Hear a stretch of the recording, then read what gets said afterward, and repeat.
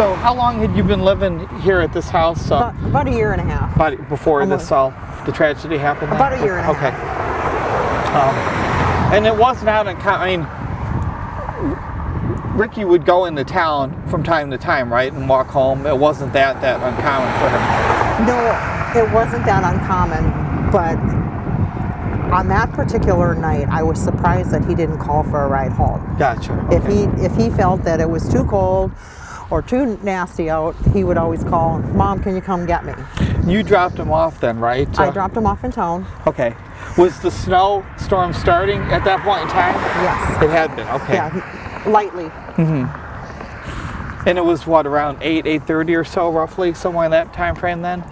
That I dropped him off 5 o'clock. Oh, 5 o'clock, okay. Yeah. Mm-hmm. He was going for a pizza party and movies with two of his friends. Okay. And did they stay at the house then, or did they go to somebody else's house then? No, they stayed at Jeff's house, okay. And they watched a movie, had pizzas, and then when their movies were done, Ricky walked Jennifer, his friend, home, mm-hmm. and then he proceeded to walk home. Okay. He was a little past his curfew, so that's probably why he didn't call me. He didn't want to wake me up. Mm-hmm. And we think it was probably around 2 o'clock in the morning is when he's starting to walk home, or I would think thought it would be earlier than that. Okay. It's probably about a half an hour walk from where he was at then to get back here then, or? About 3 miles. Oh, okay. Mm-hmm. Regardless of who killed him, and he would not have seen the vehicle coming up upon him, probably, in all likelihood, right? No, he wouldn't. He was walking with traffic, the edge of the road, 3 feet off the edge of the road. Somewhere around here, right roughly? Right in here. Yes, and they said that they could see the vehicle tracks swerve in and out, on and off the road. And then the vehicle hit Ricky, and he was on the hood of the vehicle, and then he was dropped down and dragged. And they said that the person made no attempts to stop.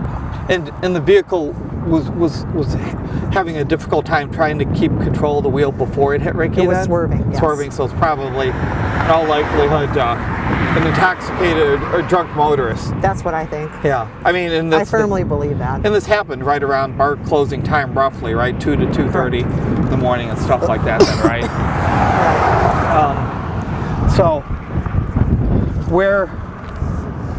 how far away are we right now from where? Just right up here. He was actually, excuse me, he was actually in the middle of the road. I would say right around in here. Right in this middle area here? Okay. Yes. And he was probably hit, what, a little bit further up the road here then, by Silver Creek? Yes, because they were actually looking for car parts. Okay. In that ditch area there on the corner. Okay. And did they find any over there at all, or was it all in that area? That area over there then, or? They did find some in the corner there. Okay. They had the fire department spraying the snow down. Okay. And they were finding parts there. That would be like the little grill parts and stuff like yes. that then? Okay, gotcha. And then the vehicle obviously makes no attempt to stop then, Debbie, and then swerves, comes into the middle of the road, but then comes back outward then, and then just stays southbound here on CR then? Correct. In all likelihood, you think it just stayed on CR the next couple miles then, and yes. went all the way down to Newton Road then? Went down to Newton Road, they followed the tracks there, turned right, went up to the stop sign, and that's where they didn't know if the vehicle turned right or left. I want to point out too, just for people, but this is a local road. I mean, people that live in this area would know to travel on it, but somebody from Milwaukee, somebody going to Milwaukee or going to Green Bay would not be driving on this road at 2:30 in the morning on a Saturday night, in all likelihood, correct? The interstate is right there. Yeah. So we got, the interstate is just right out here. And so in all likelihood, if somebody was at the Biltmore Club, for example, that night, and they lived outside the area, Sheboygan too, for that matter, they would have presumably have taken I-43 home and certainly would not be traveling necessarily on. If they were coming from the Biltmore south,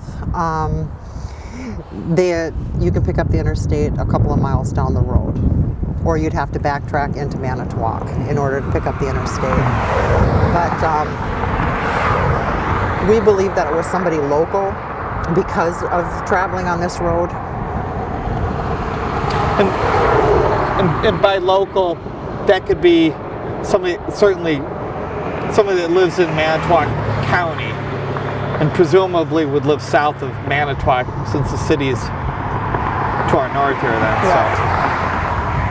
So areas that we're talking about could be Newton, Cleveland, Kiel even, for that matter then. So yes. And then when we go down a little ways, it's a few miles down the road, another mile to our west.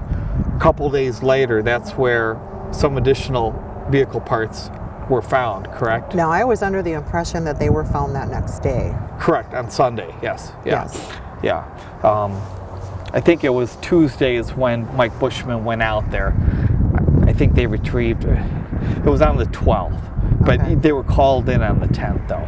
It was a gentleman that was going to church on Sunday, the day after. He saw those then and reported it once the news was out there then. Okay. So, but you're right. But clearly though, that certainly shows that that's another key step in this case as far as from the investigation, as far as where this perpetrator was going or headed then afterwards, wouldn't you think? Right.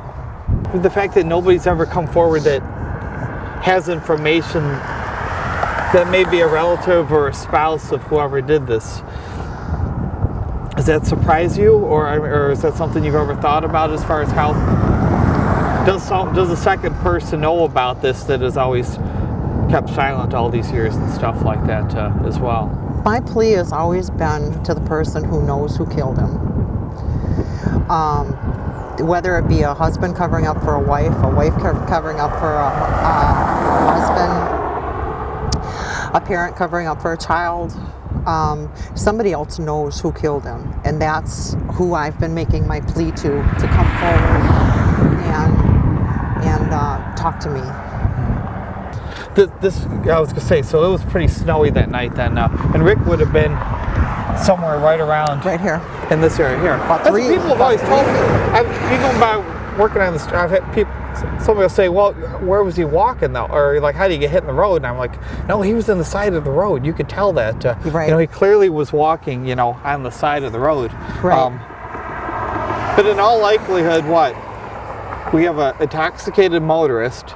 This is a really dark road at nighttime, and you had the blowing snowstorm. So correct. The drunk driver probably had no idea that Rick, they had no idea that anybody was walking home on the side of the road at the time, that they were struggling to keep control of their vehicle. Correct. Probably, right? Yeah, that's what I believe. I wholeheartedly believe that this was an accident. I know this person didn't mean to do it, but this person also needs to take responsibility and come forward and help the family. One time, it's a couple years after the fact, but was it, if you could kind of recall the conversation, but met with bumped into Ken Peterson and threw out the idea that this person may have thought that they hit a deer, but there's no way that could be possible. No, correct? A deer wasn't wearing a green coat. Green coat, right, so. And he was on the hood of the vehicle, so that person had to have known that they hit something.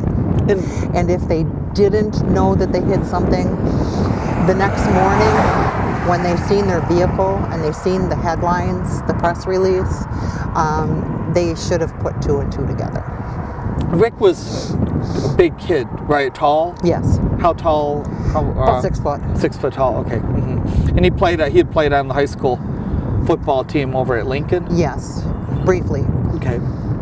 And then worked, part-time at the Hardee's restaurant in town then? Yes. What are some of the things just that kind of you want people to always remember about him? He loved his rap. Oh, okay. He loved his Green Bay Packers. He loved his football trading cards. And he was a very comical guy once you got to know him. He was very shy, but once you got to know him, he's very comical. And I know he had a lot of friends, obviously. Oh, yes. Yes, he had a lot of friends. Several real close ones that he hung around with. But at the funeral, it was obvious that he touched people's lives. And that's the thing, certainly, just for the community to remember. I mean, he was hit. This was a homicide, and the person, in all likelihood, was drunk. I mean, clearly this should be a high priority to the sheriff's department. Whether this happened yesterday or 25 years ago and stuff like that, it's a homicide, right? Right. And you would certainly hope that they would treat it as a top priority, regardless of the fact that there's been a long passage of time, right? I mean, we see cases that are solved around the country all the time that are this long, if not a lot older than this. Right. You know, I was hoping from the get-go that they would have exhausted all of their resources. The Department of Criminal Investigation didn't come in until sometime later, and they had to be invited in. And you pushed for that, I right? did. I pushed for that. And if they would have used the outside resources, maybe they could have, for example, the DMV list. Once the DMV list was gone over, they could have entered it into somebody's data bank to say, hey, you know, we did check this vehicle, so let's enter it here, so that one's done. I don't think that they could possibly know if they checked every vehicle. And when you met with them in January, you brought that up as far as the DMV, Department of Transportation vehicle list, and it sounds like they don't know where that thing is at, what became of it, you know. No, they don't know where it is. You were curious just if they really did go through every single vehicle, or really don't know if that's the case or not then. So right. I asked them where the DMV list was, because there was a couple of vehicles that I wanted to check on, and they said there is no list. I asked how they checked all the vehicles I said, was there a database that you guys entered this in? We had no database at the time, they said. So basically what they did was they handed so many vehicles to the surrounding counties and said, you check this, you check this, you check this. And then when it got done, where that information went, I don't know, and they didn't provide me with that information.